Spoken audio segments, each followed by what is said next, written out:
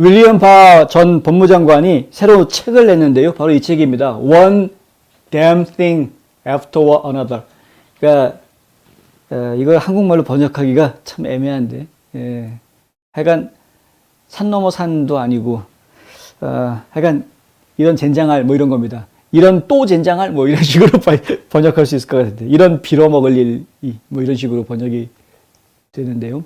하여간 책 제목도 참 빌어먹게 제목을 썼는데, 이 책에서 트럼프 전 대통령이 지도자의 기질도 설득력도 없다라고 비난했다라는 이야기가 나와 있습니다. 공화당이 다른 후보들에게 기대해야 한다, 이런 얘기를 썼다는 것이죠. 워싱턴 포스트가 발췌한 내용에 따르면 전 법무장관은 우리는 싸우고 펀칭할 수 있는 지도자, 그냥 제대로 후려칠 수 있는, 주먹을 날릴 수 있는 그런 지도자, 즉 미국 시민권에서 공유하는 것이 무엇인지 의미하는지에 대해서 고양된 비전을 세우고 옹호할 수 있는 지도자들을 설득하고 끌어들일 필요가 있다. 트럼프가 아닌 다른 지도자들을 세워야 한다, 공화당이. 그런 이야기를 하고 있는 겁니다.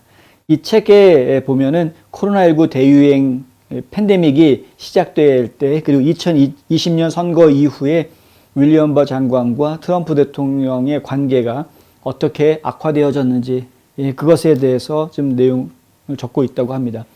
바 장관이 2020년 12월 퇴임했을 때 법무부가 광범위한 부정선거 증거를 찾지 못했다고 AP통신에 인터뷰했었죠.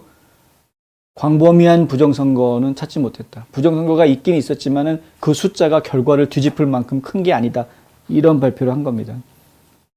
그리고 퇴직 절차는 빠르긴 했습니다만은 원만하게 진행이 됐었습니다.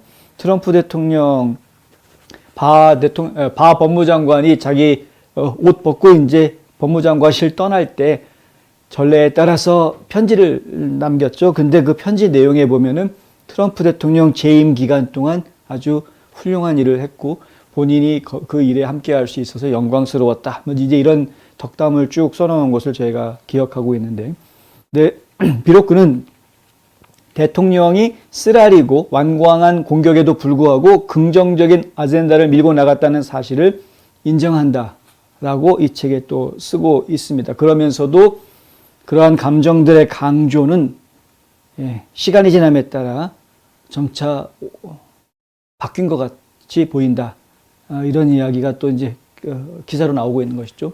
그러니까 바 법무장관이 연방 정부를 떠날 때만 해도 본인은 트럼프 행정부가 했던 업적에 대해서 인정하고 자랑스럽게 생각했었던 사람이었는데, 시간이 지나면서 입장이 좀 바뀐 것 같다.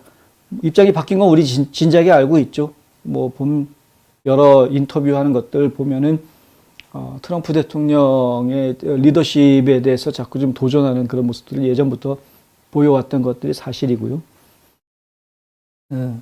뭐 일종의 배신자 코스프레인 건지 배신자인 건지, 이건 참 안타깝습니다. 궁극적으로 바 장관은 의사당 폭동을 이끈 것은 트럼프의 도둑맞은 선거 주장들이었다라고 이야기도 했고요. 그러니까 트럼프가 내 선거가 도둑맞았다, 부정선거해가지고 이긴 선거를 바이든한테 도둑맞았다라고 주장했던 것이 결국에는 1월 6일 의회 사태로 연결되는 것이다. 이게 바 장관의 생각이었습니다. 그러니까 이런 생각을 가지고 있는 사람이 트럼프 옆에서 연방 법무장관으로 보좌할 수는 없는 것이죠. 내가 들은 바로는 트럼프가 법적인 의미에서 폭력을 발동했다고 생각하지 않았다. 선동에는 법적 정의가 있으며 트럼프의 진술은 어떤 미국 법원에서도 그 정의에 맞지 않을 것이다, 라고 이야기하기도 했습니다. 입장이 항상 이렇게 이중적으로 나뉘는데요.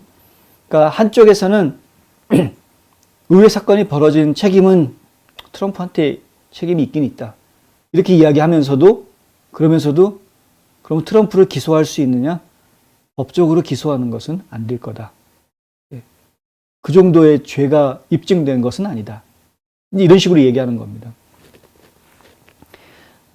하여간 그 트럼프 주변에 있었던 분들이 책을 하나씩 낼 때마다 이상한 얘기들이 자꾸 도는데 흔들리지 마십시오. 네. 별 얘기 아닙니다. 사실은 따지고 보면.